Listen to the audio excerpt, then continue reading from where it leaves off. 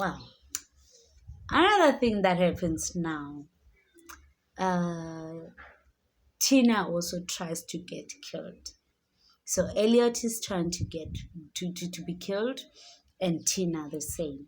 But all these things, they are happening just because she says she wants her son's grave to be exhumed. What is in that grave that nobody wants Tina to know? What is in that grave? Is that somebody else? Or there's just nobody at all? So we just have to read the book in order to find out. I mean, when I was reading the book, I was trying to put it down, but because curiosity, like, just got the better of me. Because I wanted to know that, whoa, why do they want to kill her? Because, Mina, from what I know, if somebody's trying to kill you, it means that you, like, the truth is hitting close to home. That's all I can say. And then, yes, they try to kill her. Elliot comes, rescues her. They are fugitives now. They are running away, and there are people who are trying to kill them. And it's now like the survival thing. They have to survive. It's no longer just getting the exhumation of Dennis' body, because I mean, the people who are trying to kill her, they probably have some people who are waiting there in the grave, because they might think that maybe they would just go and illegally exhume the body themselves. So going to the grave, it's just not it's not good. It's not good for them. It's not good for their safety and stuff like that. And we still have to find out what happens. And then they decide to keep running, and they become fugitives. And eventually they find the place where they think Danny has been kept. And then eventually they get to the place, and then I mean, Kennebec and his people were trying to to make sure that Tina and Elliot don't reach to that place and stuff like that. They put a tracker on him. I mean, he put a tracker because Elliot is a friend to Kennebec, but he just didn't know that Kennebec is gonna actually step him on the back and stuff like that. And then Tina and Elliot, they finally find the place through Danny. And what happened was that, okay, this boy, Danny, all this time, this cold air, the room turning upside down, the chalkboard being written not dead, the computer being written not dead, the ceiling planes moving around and stuff like that. It has indeed been Danny, because Danny, for some reason, he had what do they call it? They said it's what do you call telekinesis, something like that. I think they said it's telekinesis, where he's able to move objects with his mind from wherever he is. So he's actually sending a message to his mother that, "Mommy, I'm still alive, come get me, because I want to live." And then they eventually, with Danny's help, through that telekinesis stuff of his, he was able to lead them to where he's being kept. And they get there. When they get there, obviously it's a military base area. There are scientists and stuff like that. They have to be careful and stuff. And then Danny has been the one that has been opening doors for them with his mind. So they didn't need a code or anything. So he was like opening everything for them. And there was a time when they were nearly shot, and then for some reason the bullets didn't come off, and he's been controlling all this whole thing and stuff like that. They get to him, and he's been very lean, and they've been starving him, and they've been trying to do things to him and stuff like that. And there was this doctor who actually said that he did not like what was being done to Danny, and he was the one who told them what has been happening to Danny and what has been done to him, and where and how they retrieved him from the camp that he was supposed to be going to from school. And this guy actually told them that there was a scientist who was from China, and they had this biochemist weapon, which was called Wuhan 400. So it was like it was a virus, like a virus that attacks your lungs and stuff like that. So this woman was coming to United States to actually sell it to the US people as a biochemist weapon.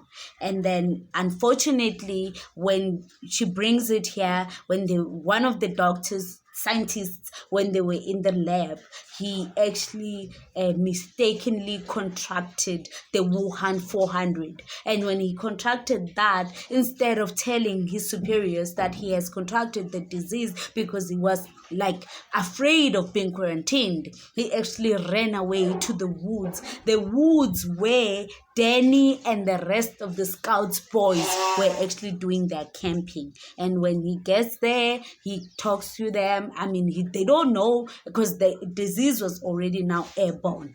And then it kills the host within 24 hours. And the people that he infects, then they die within 3 days. And then what happens was the rest of everybody else that was with Danny, they died. But Danny was immune to the disease. For some reason, he became resistant.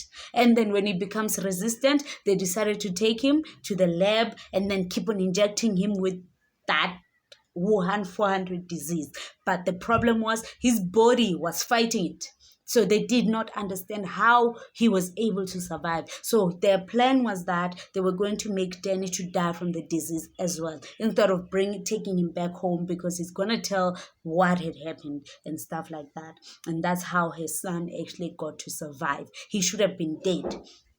But for some reason, because of his immunity and also this psychic thing that he has and stuff like that, I think he was able to fight off the disease. So they've been doing it for a year, and Danny is not dying.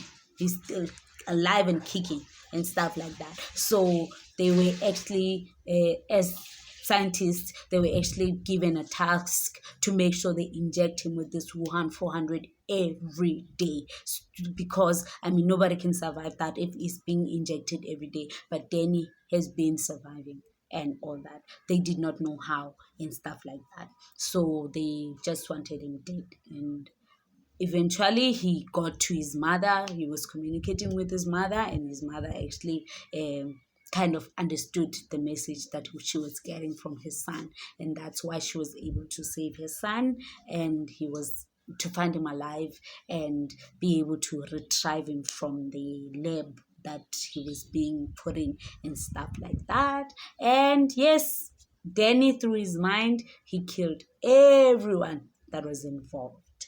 And in that case, what happens is Tina gets her son back. So Tina was not crazy when she thought that Danny was alive.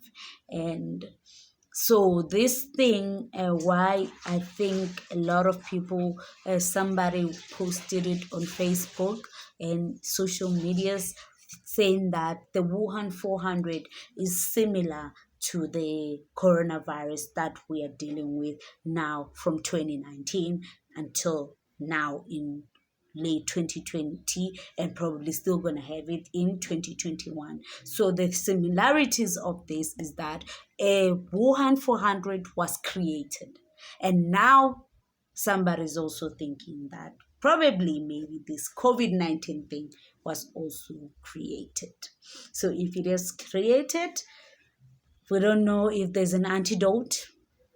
And if there isn't an antidote, and I mean, in this case, it's going to be an antidote in the form of a vaccine, but we're just going to say that the Wuhan 400 and the COVID-19 have a relation. They are similar. They probably are both created.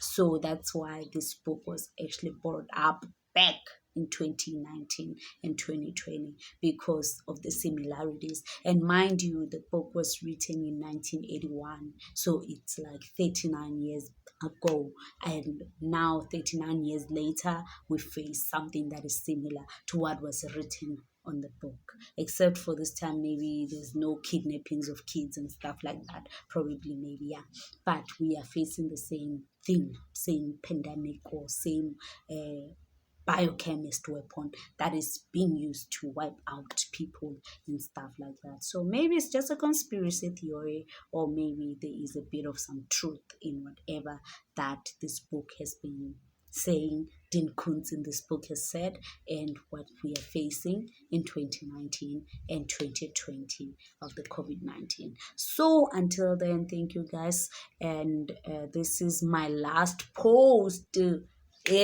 2020, and hopefully you're going to take care of yourselves, because here in South Africa we're back to level 3. So I pray that you keep safe wherever you are, you wash your hands, and you keep your family safe. We're trying, but everything else is in the hands of God. So thank you very much for the support, for subscribing, and for liking my videos. And I hope you're going to be safe, and we're going to see each other again in 2021. Thank you very much, and adios.